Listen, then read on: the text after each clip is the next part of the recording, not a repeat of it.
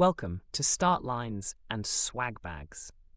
The airing of this podcast is for entertainment purposes only and is not designed to replace advice from professional medical or training staff. Thank you for listening and your support of the Flying Pig Project. Hello, and welcome to the 7th attempt at the first episode of Start Lines and Swag Bags. Now, if you know me, that should come as no surprise, and I'm really hoping that 7 is the charm. Unfortunately, I've lost my nickname of One Take Bartlett, and for those of you who understand that, I love you so much. For the rest of you, I want to tell you that if you're actually listening or watching, that means I figured out how to edit and publish this episode, and I am over the moon. I will also tell you, I am working with a teleprompter. So if you're watching the video and you're wondering why I keep looking down, that's why. Because, why not try everything all in one episode?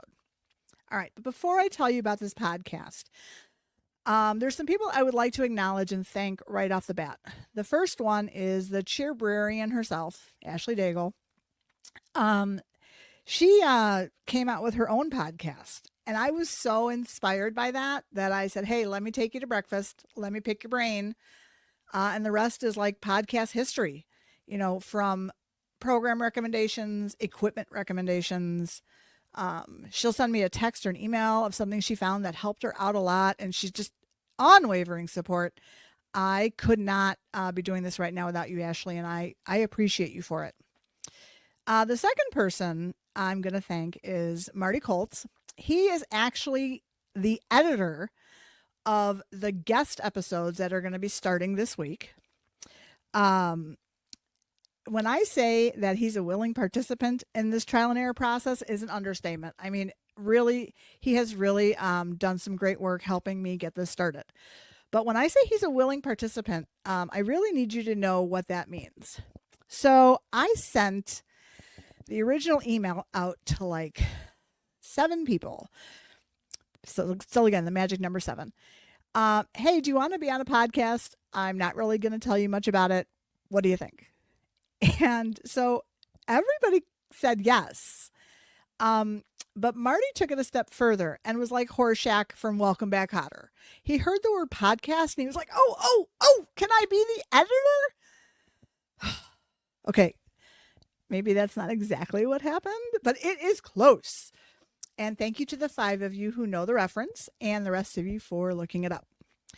Originally, though, I was going to forge ahead on my own. But it was actually the trial episode with Marty that kind of sealed the deal. So he and Liz was on and I was on and we were just testing things. And all of a sudden, one of them made like a gesture. I think it was a thumbs up. And all of a sudden, a thumbs up bubble popped up. Totally distracting me, taking me off track. And that's where they taught me these special features that you can do if you're on a Mac. And then for the next, 10 minutes, the 3 of us were making the right gestures to create hearts, to create balloons, to create my personal favorite, fireworks. Oh, that's not the fireworks. That's the lasers. I'm sorry. That's the firework. Now, if you're listening to this, you should really go watch the episode so you can see all those special effects. But by watching that, you should know all I kept thinking of was, how am I editing that out? What? So the very next day, I sent him an email and I was like, you're in. You are the editor. And I'm very thankful that he took on that challenge because it worked out perfectly. The last group of people I really do need to thank are the ones that have already recorded episodes with me and have shared stories. I have more scheduled and I'm overwhelmed that people are willing to be on this with me and share information. And that being said, as I continue to invite people on, if you are listening and you'd like to join in the fun, please reach out to me. Instagram, Facebook. I think you probably can on the platforms I'll be posting this on, but I haven't even gotten there yet. Back to that. If you hear me, I'm over the moon. All right.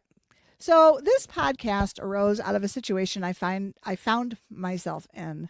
I accidentally deleted my entire run history document.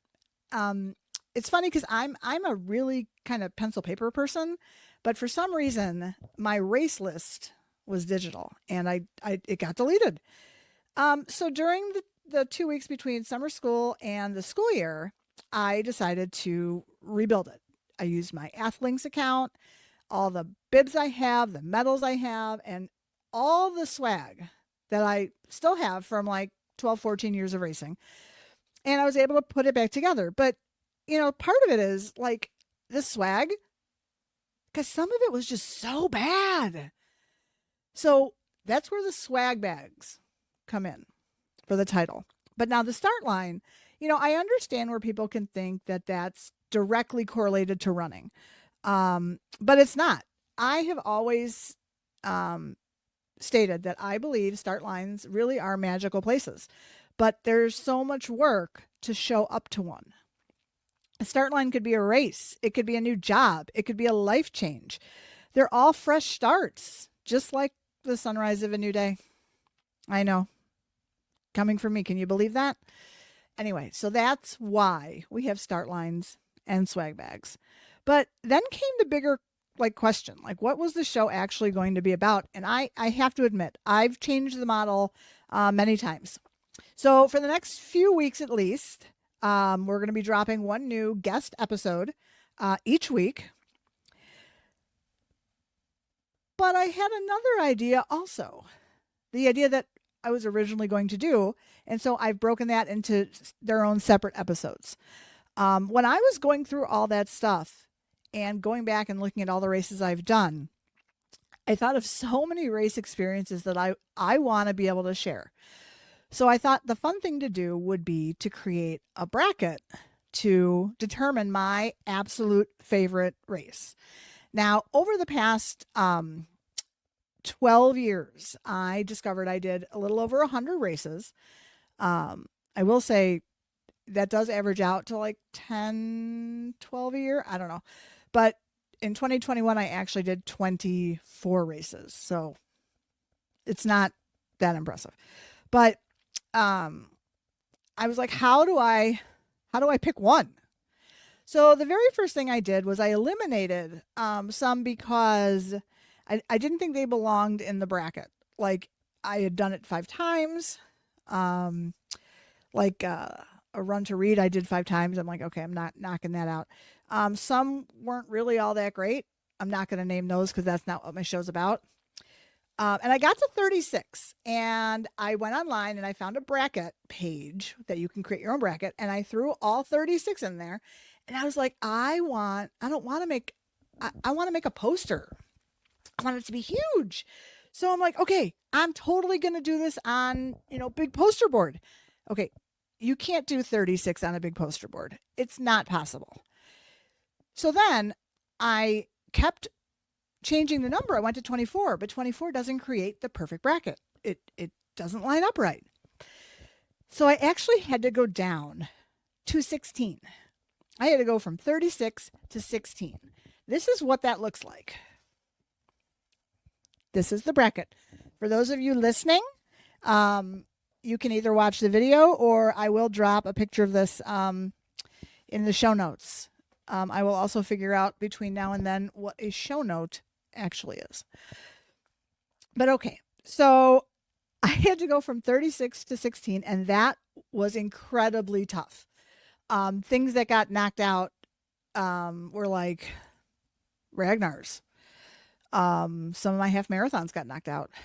Some of my the Frosty 5 miler got kicked out. Some of my truly most favorite runs got knocked out. And these are favorites for all kinds of reasons.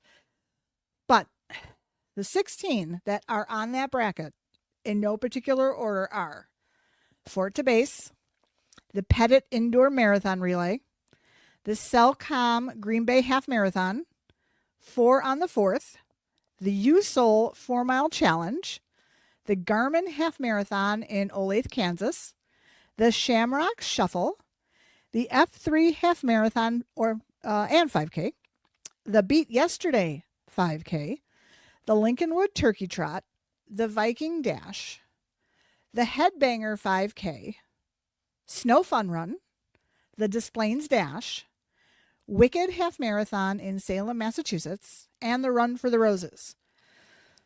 And one thing that is noticeable, I mean, to me, of course, the Cincinnati Flying Pig Half Marathon is not on that list. Because here's the thing.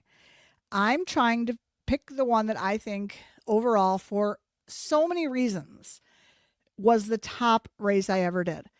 And when I take all the factors of Cincinnati into account, there are races I just liked more. I mean, don't get me wrong. It's my favorite medal of all time, and it'll show up at some point on this podcast. But for now, it's unfortunately off the bracket.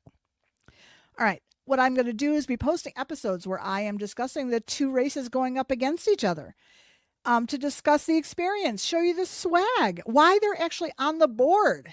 And then one's going to be eliminated.